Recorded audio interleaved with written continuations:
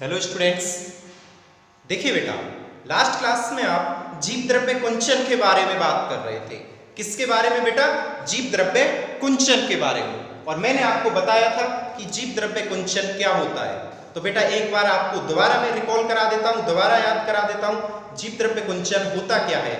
सुनिए बड़े ध्यान से बेटा। एक्चुअल में जब हम किसी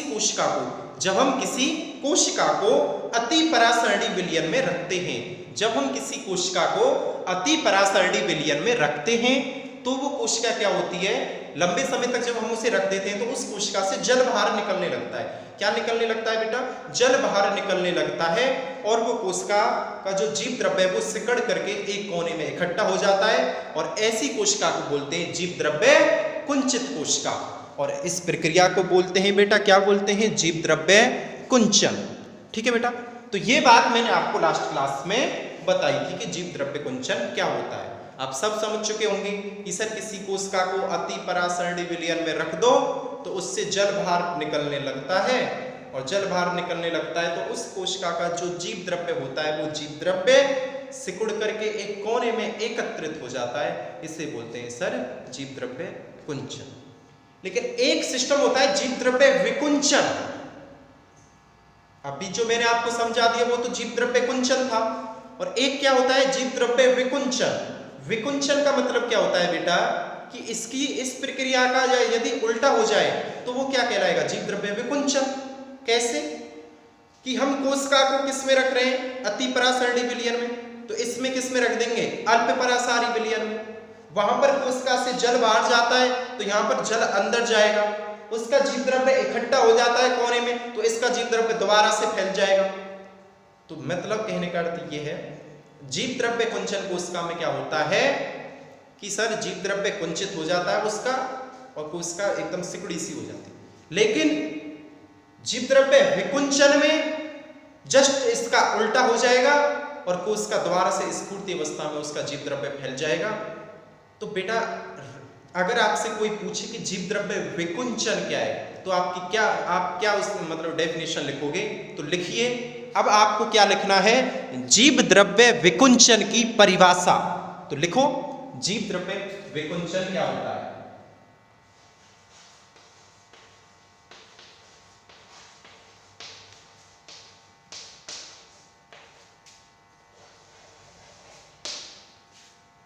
ठीक है बेटा, लिखिए जीव द्रव्य विकुंचन। लिखो, जब जीव द्रव्य कुंचित कोशिका को जब जीव द्रव्य कुंचित कोशिका को जब जीव द्रव्य कुंचित कोशिका को अल्प परासारी विलयन में रखा जाता है, अल्प परासारी विलयन में रखा जाता है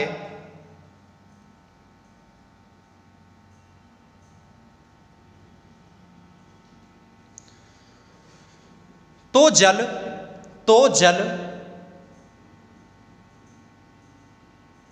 अंतःपरासरण की क्रिया के द्वारा तो जल अंतःपरासरण की क्रिया के द्वारा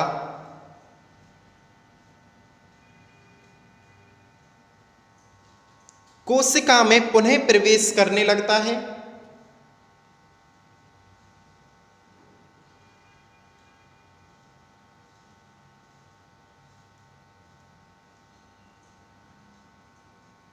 कोशिका में पुनः प्रवेश करने लगता है और कुछ समय पश्चात कोशिका में जीव द्रव्य फैल जाता है, और कुछ समय पश्चात कोशिका में जीव द्रव्य फैल जाता है, और कुछ समय पश्चात कोशिका में जीव द्रव्य फैलने लग जाता है। इस प्रक्रिया को जीव द्रव्य विकुंचन कहा जाता है। इस प्रक्रिया को जीव द्रव्य विकुंचन कहा जाता है।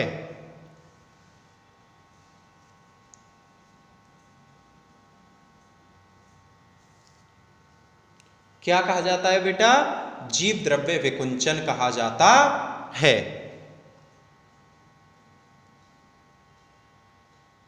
ठीक है।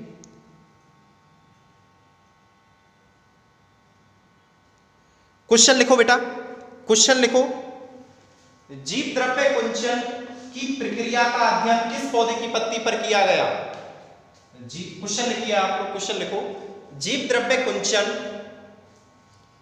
जीव द्रव्य कुंचन की प्रक्रिया का अध्ययन, जीव द्रव्य कुंचन की प्रक्रिया का अध्ययन किस पौधे की पत्तियों पर किया गया है?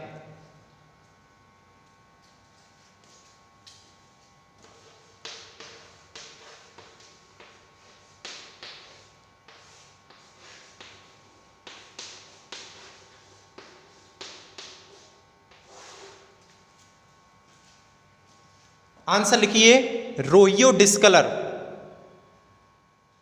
रोइयो डिस्कलर।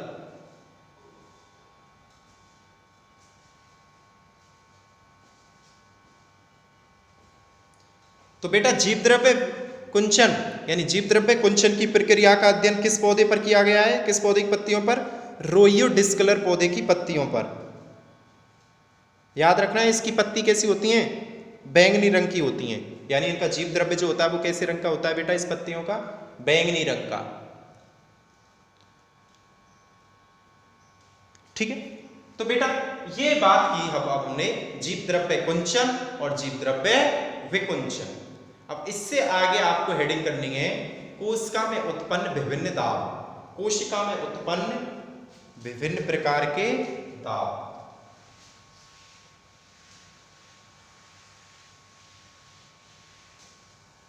बेटा याद रखना है, कोशिका में उत्पन्न विभिन्न प्रकार के दाब इस चैप्टर का सबसे महत्वपूर्ण टॉपिक है, सबसे टफ भी है और सबसे महत्वपूर्ण भी है, समझिए।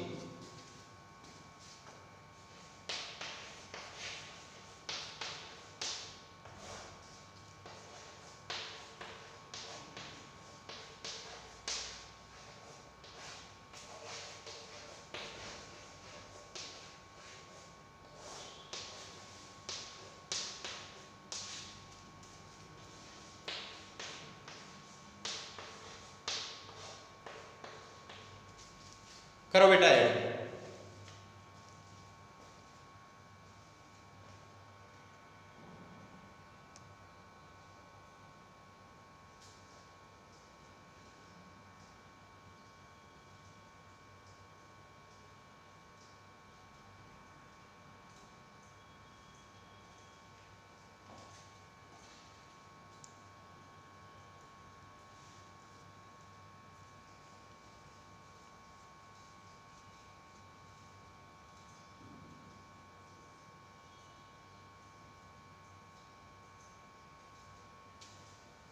चलिए ठीक है बेटा, अब बात करते हैं कोशिका में उत्पन्न विभिन्न प्रकार के दाबों की। और याद रखना है, सबसे पहला जो हम दाब पढ़ रहे हैं वो पढ़ रहे हैं बेटा परासरण दाब।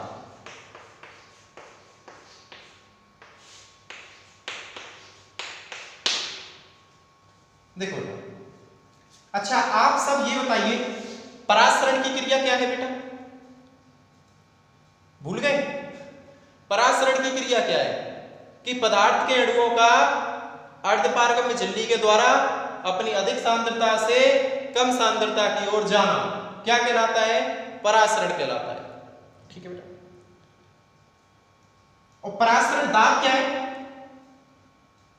कि जो अणु जा रहे हैं, मान चलो ये अर्धपारगम्य झिल्ली है, इससे होकर ये अणु जा रहे हैं, यदि कोई इन्हें ही रोकने का कोई दाब मिल जाए, जो अणु जा रहे हैं परासरण की क्रिया के दौरान, यदि इन अणुओं को कोई रोक दे, यानी विपरीत साइड से कोई दाब लग जाए इन पर, तो वो दाब कौन सा कहलाता है? परासरण दाब। यानी कि परासरण की क्रिया के विपरीत, दोबारा सुनिए, परासरण की क्रिया के विपरीत लगने वाला जो दाब है उसे ही क्या बोलते हैं? परासरण दाब कहा जाता है। आगे नहीं आई बेटा? कोई स्टूडेंट ऐसा तो नहीं है जिसकी समझ में नहीं आया हो परासरण दाब? दोबारा सुन लो कि परासरण की क्रिया में, मान चलो परासरण की क्रिया में ये पदार्थ के अणु हैं जो अर्धपारगम्य झिल्ली से होकर दूसरी साइड जा रहे हैं, और दूसरी साइड से कोई ऐसा दाब लग रहा है कि वो इनको आने नहीं दे रहा है, तो उस दाब को क्या कहते हैं? परासरण दाब कहा जाता है। समझ के बेटा, आपको एक रिलेशन याद रखना है।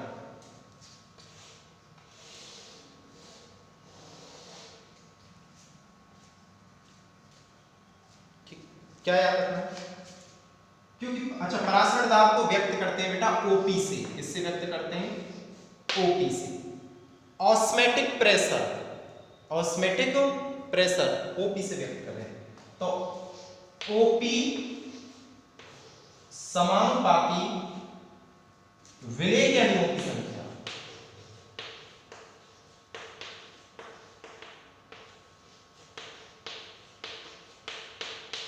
विलेय के अणुओं की संख्या। सुनिए, ये इसका मतलब क्या है कि ओपी समानुपाती विलेय के अणुओं की संख्या, कि सर मैं ये कहना चाहता हूं कि विलायक का जो परासरण दाब होता है, विलायक यानी मान चलो विलायक क्या है? एक तरफ से जल हो गया, जल का जो परासरण दाब है वो कितना है? बिल्कुल न्यूनतम है। क्या है बेटा? न्यूनतम। अरे कैसा है? न्यूनतम। और जैसे जैसे आप उसमें विलेय मिलाते चलोगे विलायक में, वैसे वैसे परासरण दाब क्या होता चला जाएगा? बढ़ता चला जाएगा। इसका मतलब यह है कहने का कि विलयन में यदि विलेय के अणु बढ़ेंगे, जैसे जैसे विलेय के अणुओं की संख्या बढ़ेगी वैसे वैसे परासरण दाब भी बढ़ेगा। ये रिलेशन आपको याद रखना है। ठीक है, आ गई बात। अगर विलेय के अणुओं की संख्या घटेगी तो परासरण दाब भी घटेगा। तो हेडिंग कीजिए परासरण दाब। क्या हेडिंग करोगे? परासरण दाब। और लिखो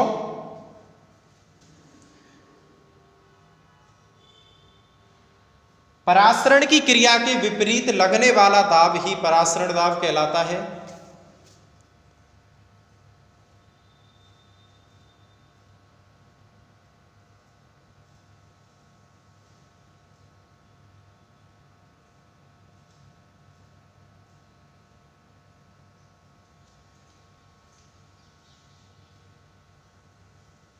ठीक है, अब जो बोर्ड पे लिखा हुआ है इसे नोट कर लो और लिख के बता देना। यदि विलेय के अणुओं की संख्या बढ़ेगी तो परासरण दाब भी बढ़ेगा।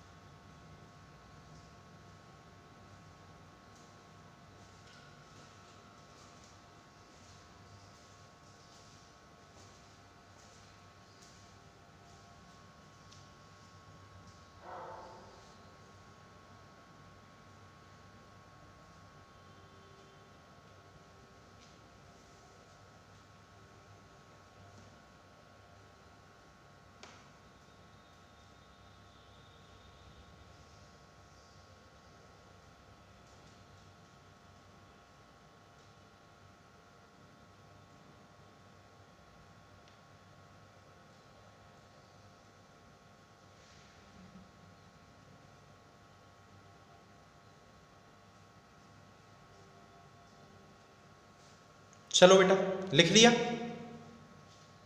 हाँ, एक लाइन ये और लिख देंगे, परासरण दाब को ओपी से व्यक्त किया जाता है।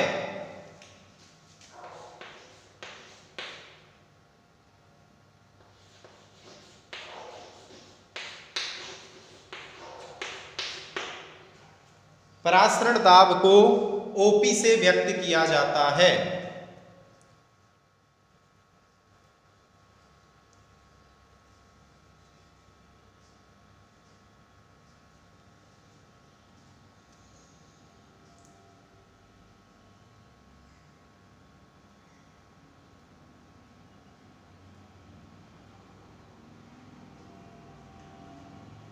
ओके स्टूडेंट्स,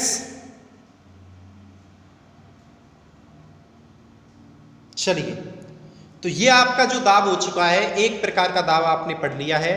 वो कौन सा है? परासरण दाब।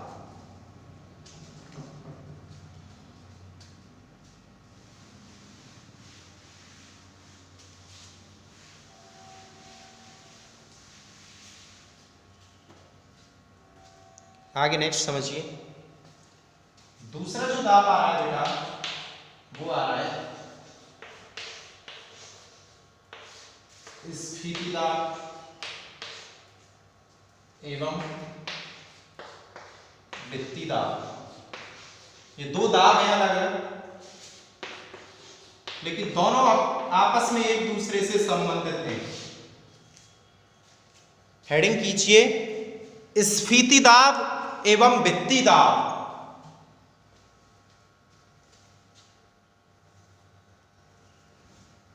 एक एक लाइन लिख लो बस पहले। स्फीति दाब को किसको बेटा, इसमें लिखो पहले एक लाइन यहां पे मिक्स लिख दो। स्फीति दाब को टीपी से व्यक्त किया जाता है।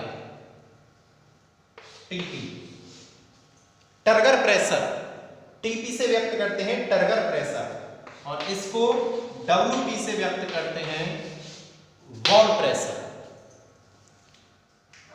टर्गर प्रेशर और वॉल प्रेशर, स्फीति दाब, वृत्ति दाब।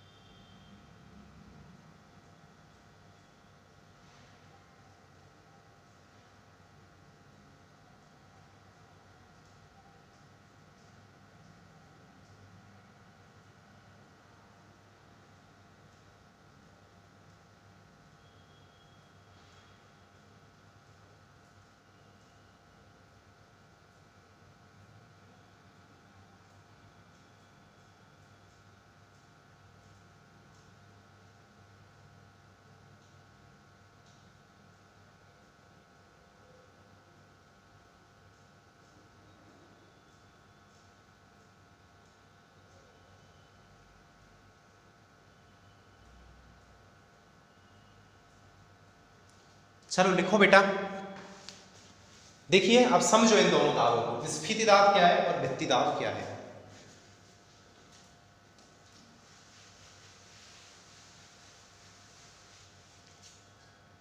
देखो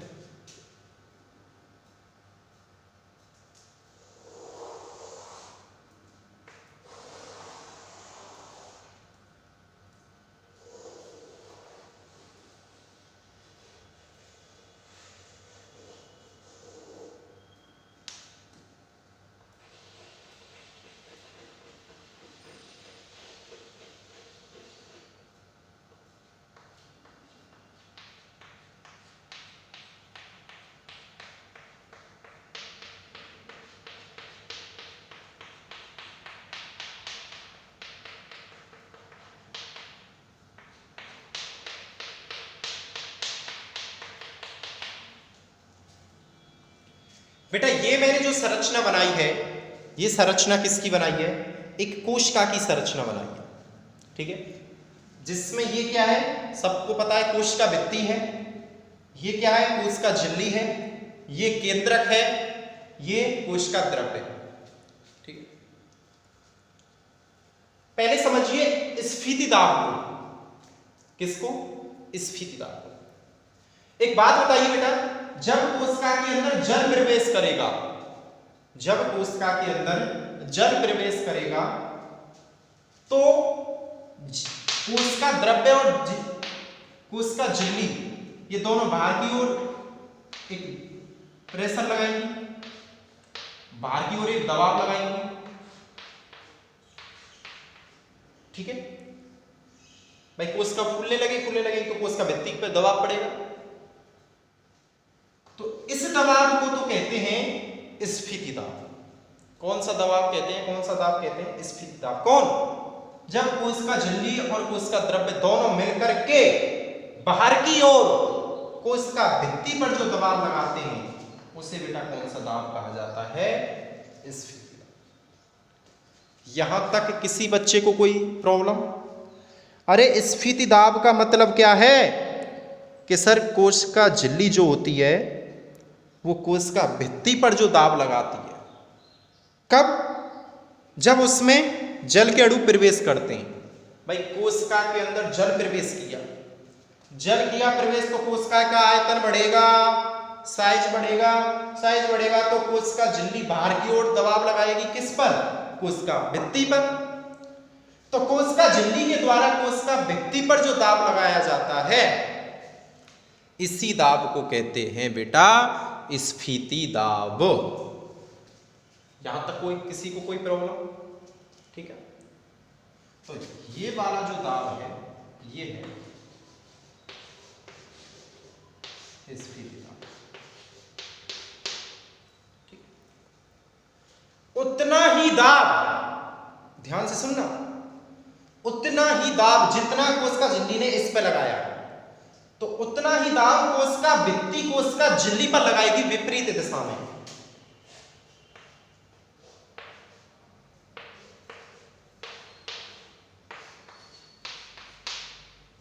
और इस दाब को बोलते हैं भित्ति दाब। दोबारा सुनो, जितना दाब कोशिका झिल्ली ने कोशिका भित्ति पर लगाया, जिसे हमने स्फीति दाब कह दिया, उतना ही दाब कोशिका भित्ति विपरीत साइड में, अपोजिट साइड में कोशिका झिल्ली पर लगाएगी। तो एक रिलेशन निकल के आ गया कि टीपी बराबर माइनस WP, टीपी बराबर माइनस WP, यानी टर्गर प्रेशर और वॉल प्रेशर, टर्गर प्रेशर और वॉल प्रेशर दोनों समान तो होते हैं लेकिन विपरीत होते हैं। बेटा पहले तो बोर्ड पे जो जैसे मेंशन कर रखा है, पहले बोर्ड पे जैसे मैंने मेंशन कर रखा है, इससे पहले आप ऐसे मेंशन करो, फिर इसके बाद आपको थ्योरी लिखाता हूं।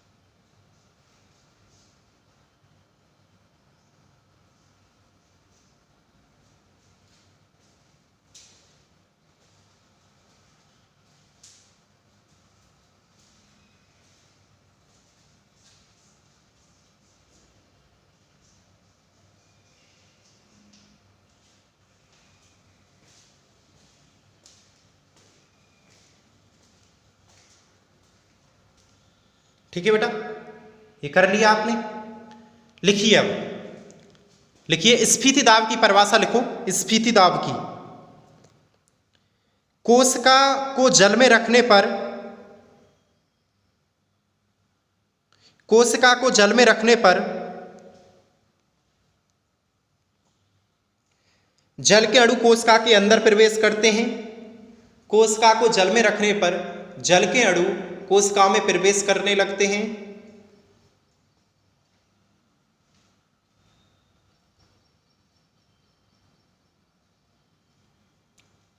जिसके परिणाम स्वरूप कोशिका झिल्ली, जिसके परिणाम स्वरूप कोशिका झिल्ली कोशिका भित्ति को बाहर की ओर धकेलती है, कोशिका भित्ति को बाहर की ओर धकेलती है।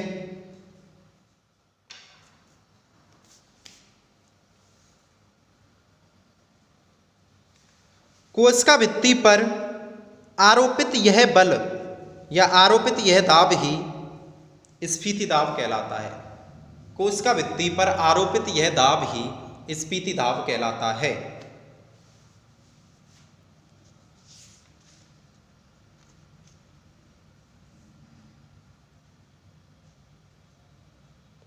भित्ति दाब लिखो।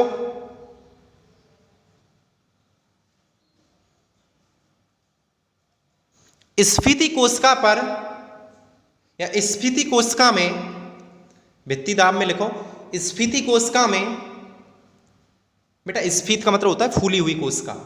स्फीति कोशिका में कोशिका भित्ति उतना ही दाब, स्फीति कोशिका में कोशिका भित्ति उतना ही दाब विपरीत दिशा में कोशिका झिल्ली पर लगाती है।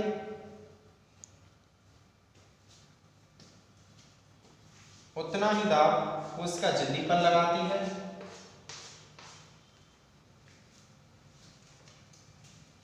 जिसे भित्ति दाब कहा जाता है।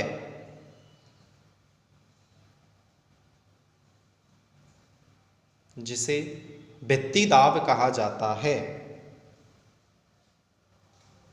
आगे बेटा बात समझ, जिसे भित्ति दाब कहा जाता है।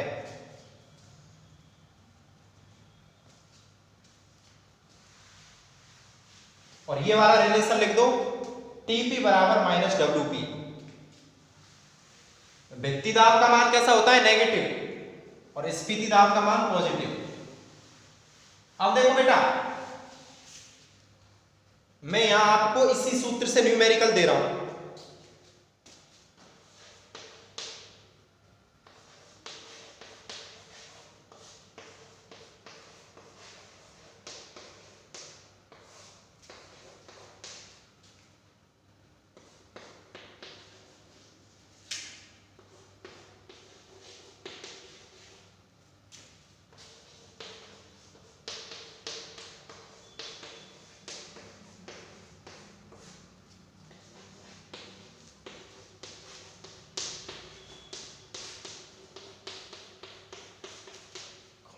कौन कौन जल्दी आंसर देंगे बेटा? क्वेश्चन है, यदि किसी कोशिका का टीपी 11 एटीएम है तो उसका डब्ल्यूपी कितना होगा? क्वेश्चन लिखो और आंसर दो विद रीजन।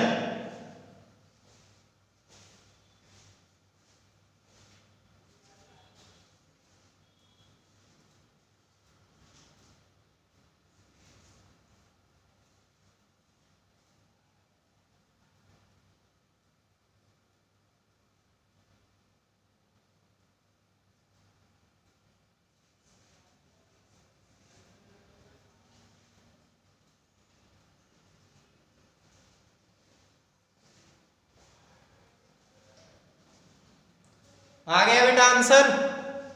किस किस का आंसर आ चुका है? मैच करो। आंसर है, चलो यहीं से देख लो, टीपी कितना दिया हुआ है? 11, तो डब्ल्यूपी कितना होगा? -11। क्यों? क्योंकि टीपी बराबर क्या होता है? डब्ल्यूपी, लेकिन जो टीपी का मान है वही डब्ल्यूपी का, लेकिन कैसा होगा? वो माइनस का। तो आंसर गया है -11 एटीएम। किस किस का सही आया? सही सही बताना बेटा, पक्का? वेरी गुड, सोच लेना क्या आएगा आंसर? -11। तो इस हिसाब से बेटा क्या होता है? न्यूमेरिकल्स आते हैं। तो ये सब ऐसे आपको न्यूमेरिकल्स करने होंगे, और इससे आगे के जो दाब हैं उनको मैं कल बताऊंगा बेटा, याद रखना है। तो आपने आज परासरण दाब पढ़ा, स्फीति दाब पढ़ा, भित्ति दाब पढ़ा। ऐसे स्फीति, वो परासरण दाब में क्या होता है बेटा? परासरण दाब जो होता है ऑस्मेटिक प्रेशर होता है, उसको याद रखना है।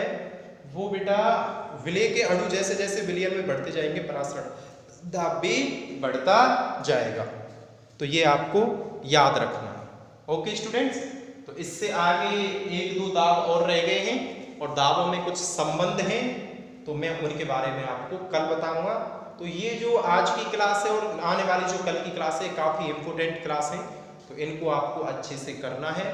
और आगे की बात अब हम कल करेंगे।